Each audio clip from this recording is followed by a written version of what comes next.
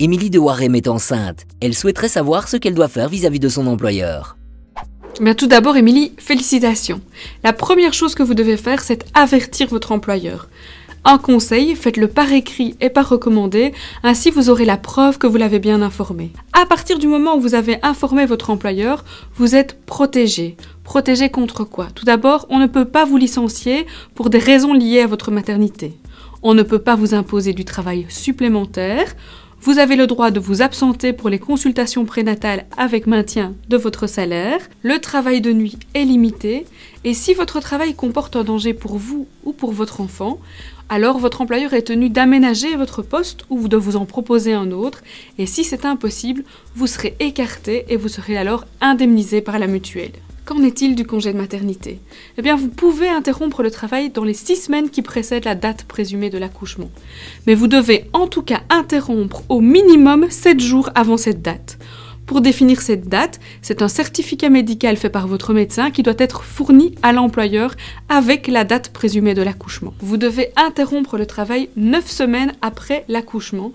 Et si vous avez continué à travailler durant les 6 semaines qui précédaient, les semaines non prises sont reportées. Si vous attendez des jumeaux, vous pouvez interrompre 8 semaines avant la date présumée de l'accouchement le travail et vous avez droit à 2 semaines de congé postnatal supplémentaires. Pour la reprise du travail, vous avez la possibilité d'étaler 2 des semaines de congé de maternité sur maximum 8 semaines de manière à reprendre le travail de manière progressive ou à temps partiel. Enfin, sachez que durant ce congé de maternité, vous êtes indemnisé par la mutuelle. En matière d'allaitement, il n'existe pas à proprement parler de congé d'allaitement. Néanmoins, si votre travail présente un danger pour vous ou pour votre enfant durant l'allaitement, vous pouvez être écarté et vous bénéficiez alors d'une indemnité de la mutuelle. Il existe des pauses d'allaitement, c'est-à-dire que vous avez la possibilité d'interrompre le travail quelques minutes pour aller allaiter votre enfant s'il se trouve à proximité de votre lieu de travail, ou encore de partir plus tôt ou d'arriver plus tard au travail et cela pour l'allaiter.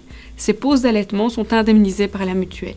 Et le papa dans tout ça? Eh bien, il a droit à 10 jours de congé de paternité qu'il doit prendre dans les 4 mois qui suivent la date de l'accouchement.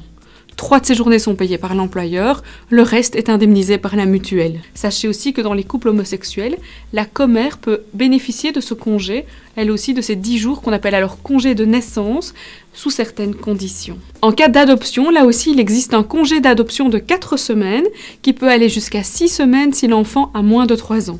Et s'il s'agit d'un enfant handicapé, ces durées sont doublées. Eh bien Émilie, en tout cas, je vous conseille de vous adresser à votre délégué CC en entreprise ou de vous rendre dans un de nos centres de services.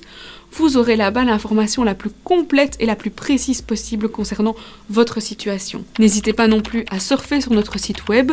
Vous trouverez là-bas tous les détails sur la maternité, mais aussi plein de réponses sur des questions de législation sociale.